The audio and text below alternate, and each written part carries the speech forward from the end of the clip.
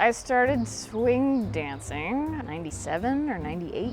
From the 90's revival, like there's a whole giant competition culture. There's, international culture with swing dancing and Lindy Hop, and your average person will have heard of swing dancing and will maybe know kind of what that looks like, which was not the case back then. Back then, if you were swing dancing, like you were a part of a niche culture. Like it was not mainstream, and it was hopping. There was a lot going on. Every dance has its own sort of persona and its own culture around it.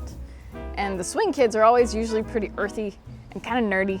And there's definitely a throwback culture that started in the 90's of like people doing the full vintage outfits. Bands like No Doubt, like Tragic Kingdom. Gwen Stefani had this like space 40s thing going on with her style. And I don't know, there was just this trend of looking at a more innocent time maybe, or something that was like sweet and connected to music that young folks could do. I don't know, for me, it's like this nostalgia of things like movies like It's a Wonderful Life. This innocence, this sweetness about partner dancing and love and good music and live bands. Definitely counterculture to grunge and Nirvana. I took ballet when I was a kid, but I remember when I was about hitting puberty, so about 13-ish, there was an older family friend who discovered some swing dancing in Memphis at Cafe Bizmarck.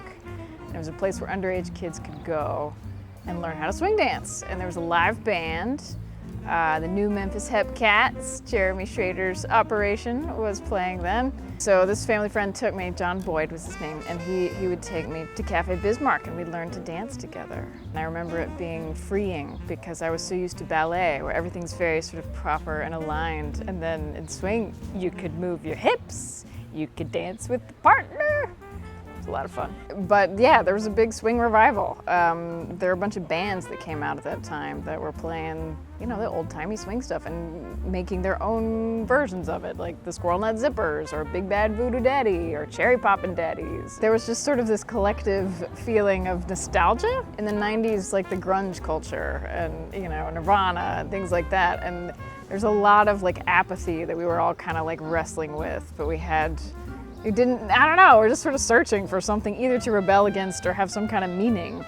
And here comes this odd desire to have this nostalgic throwback to swing culture. Also, I think during that time there was a movement from Sweden of a bunch of Swedish dancers finding like Frankie Manning and that crew in Harlem, who were the original Lindy Hoppers. Brought them out of hiding, basically, and got them to teach them to Lindy Hop. So it started this whole sort of strange international swing thing. Obviously in high school it was the crew with Chris and Jennifer, and Jared and Brawl was very influential at that point. Another guy, Joshua Welter, was very influential in Memphis at that point. I ended up teaching with Joshua at Rhodes College. I learned here, and I learned from people like Joshua Welter, who was teaching Hollywood-style Lindy Hop. And then there was sort of this conversation about Hollywood-style versus Savoy-style Lindy Hop.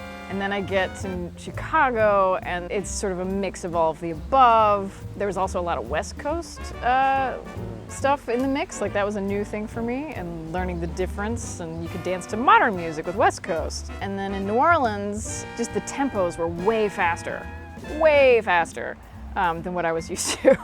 When you go out to a club in New Orleans, which you could do 7 nights a week, it's amazing. There'd be a little bitty dance floor, and so I started learning Balboa because it was tiny spaces and fast music. Or the people who were doing Lindy, it was like really close together and super fast, so you had to hang on to your hat while you were dancing. Moving into Chicago proper, there was another swing scene there that had a bunch of different factions and things going on there. And the music of Chicago blues, like then blues dancing sort of got in the mix there. And I'm just now coming back to Memphis and finding Swing Dance Memphis, which is lovely.